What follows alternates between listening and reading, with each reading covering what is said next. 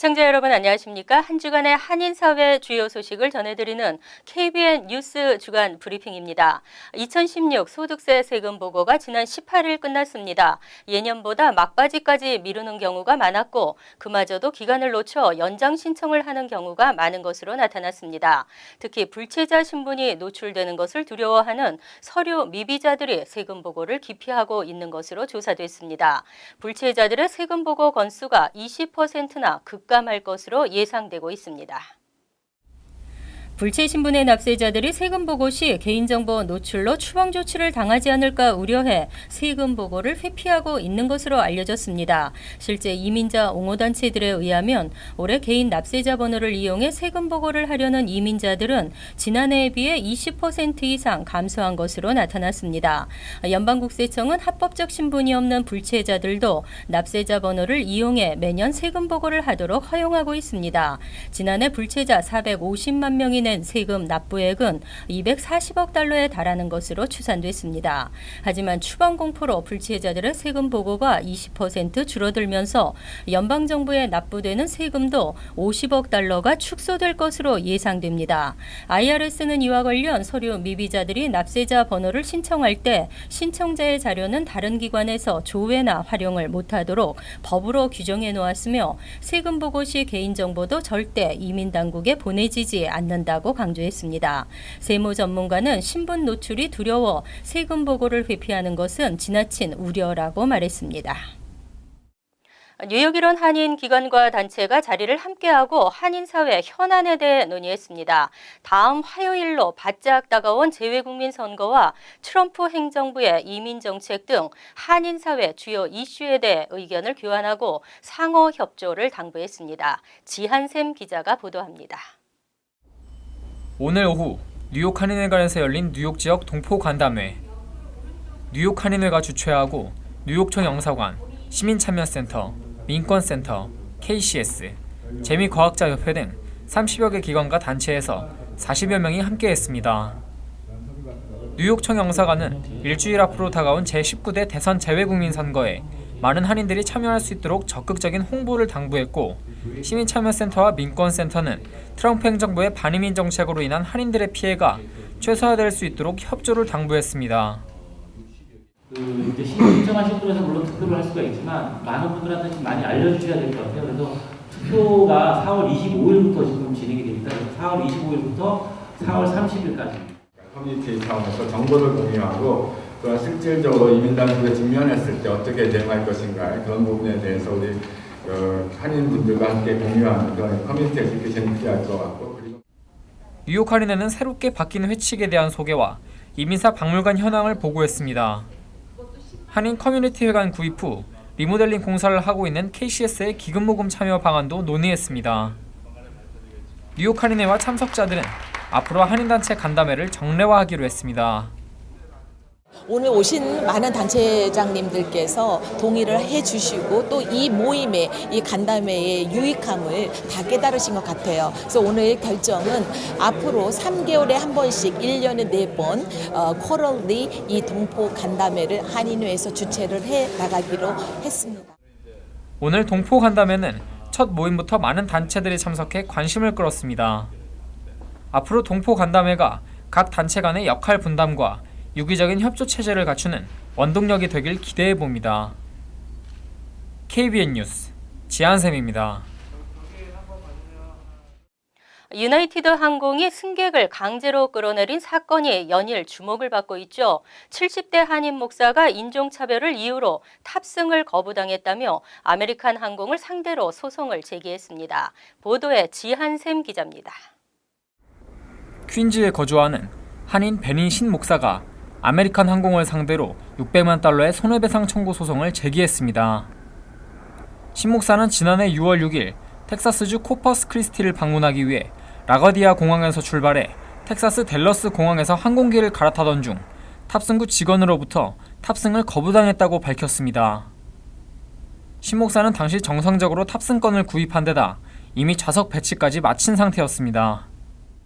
이미 그 시트 다 배정을 받았고 그런데도 불구하고 그 게이트에서 줄을 서서 기다리고 있는데 본인은 빼놓고 뒤에 있는 그 화이트 이제 미국 사람들만 먼저 다 보내주고 안 태워준 거예요.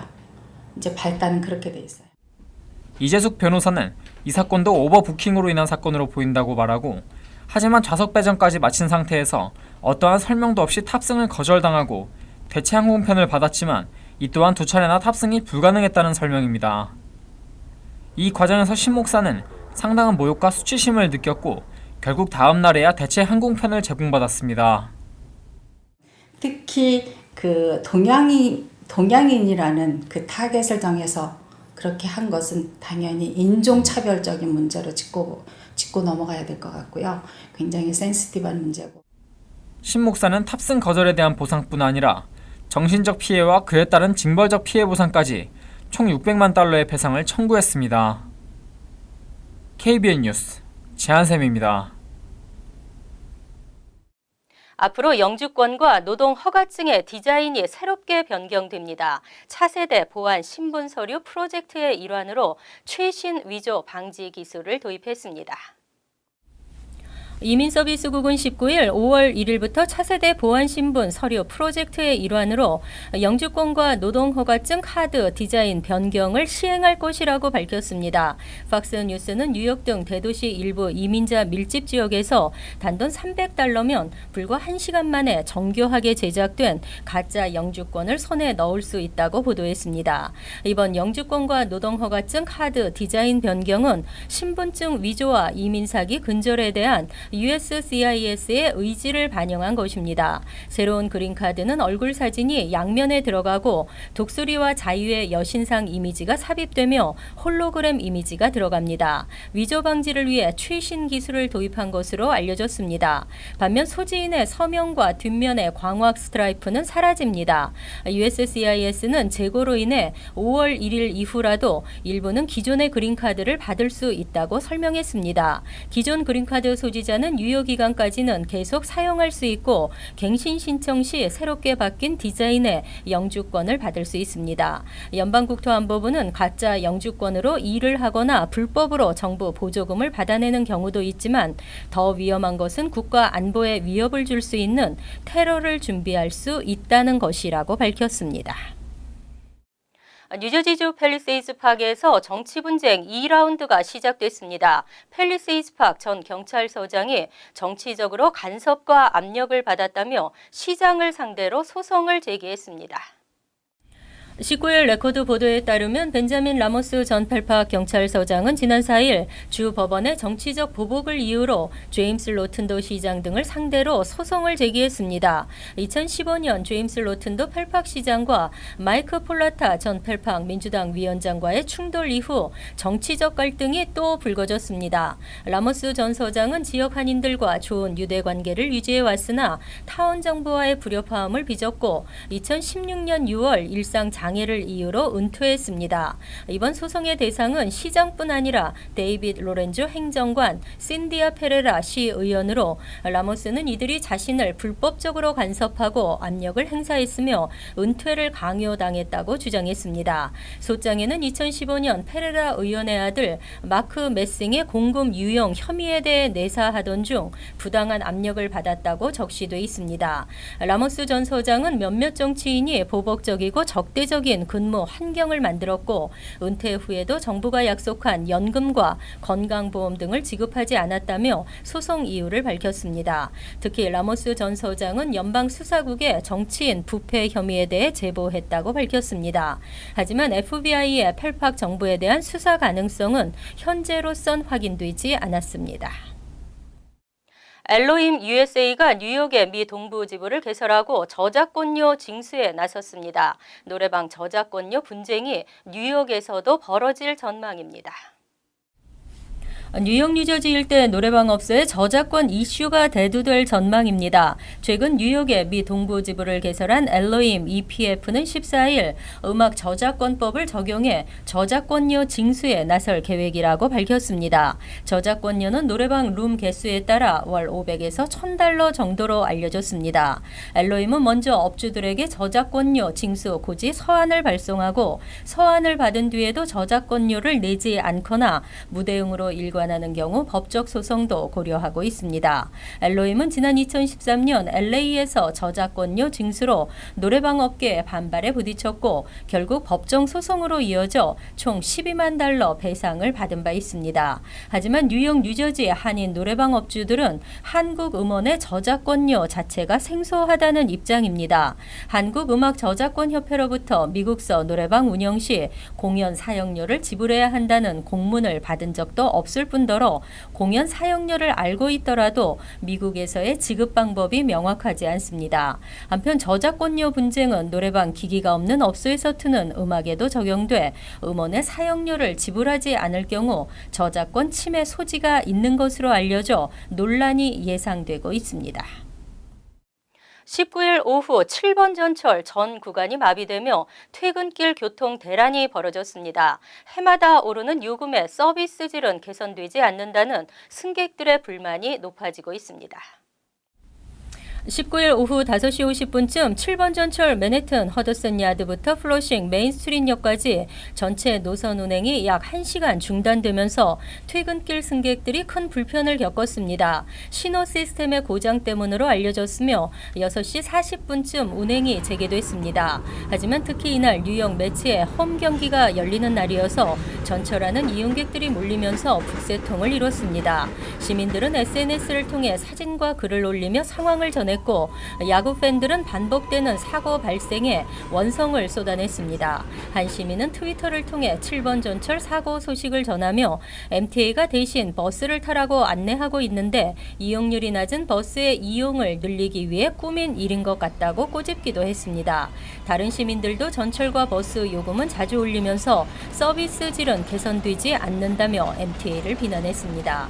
뉴욕 포스트는 7번 전철이 또 고장이나 수천 명이 귀가하지 못하고 있다며 요금은 또 왜 올린 것인가라고 쓴 트위터 글을 소개했습니다. 한편 일명 지옥철로 불리는 7번 전철은 잦은 개보수 공사에 예고 없는 운행 중단 등으로 이용객들의 원성이 끊이지를 않고 있습니다. 뉴욕시 교육청이 뉴욕 시내 공립학교들의 식수가 안전하다고 해명했습니다.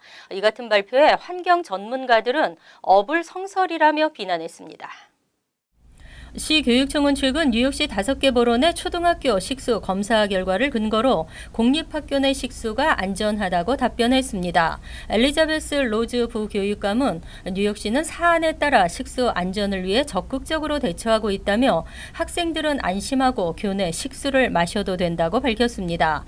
교육청은 이제까지 학교 식수로 인해 납중독 증세를 보인 학생은 없었다고 전했습니다. 하지만 환경 전문가들은 최근 조사에서 시내 공립학교 상당수에서 기준치를 넘는 납 성분이 검출됐고 학생들의 납 중독에 대한 검사가 이루어지지 않은 상태에서 납 중독 보고 사례가 없다는 교육청의 설명은 이해할 수 없다는 입장입니다. 검사도 실시하지 않고 납 중독 증세가 접수되지 않았기 때문에 안전하다는 설명은 어불성설이라는 주장입니다. 이에 대해 시 교육청은 일부 공립교 식수에서 발견됐던 납 성분은 위험 수준은 아닌 것으로 드러났다고 밝혔습니다. 전국적으로 시행되고 있는 불체자 체포에 막대한 예산이 소요되는 것으로 나타났습니다. 특히 미국의 안전을 위협하는 중범죄자만을 체포하겠다는 당초의 발표와는 달리 단순 불체자 체포는 2배나 증가했는데요. 체포된 이민자를 추방하려면 수백억 달러에 달하는 천문학적인 예산이 소요될 것이라는 지적입니다. 다카 수혜자를 체포해 추방 명령을 내리는 등 반이민 기조에 편승한 원칙 없는 체포가 이루어지고 있습니다. KBN 뉴스 주간 브리핑 여기서 마칩니다. 시청해 주신 여러분 고맙습니다.